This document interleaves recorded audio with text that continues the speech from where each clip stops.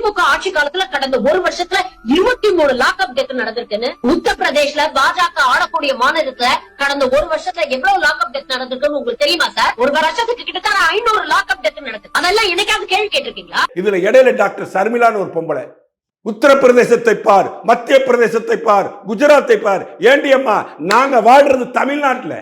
தமிழ்நாட்டில் இருக்கிற கொலைகளை பத்தியும் கொள்ளைகளை பத்தியும் அநியாயங்களை பத்தியும் அட்டூழியங்களை பத்தி தான் எங்களுக்கு கவலை.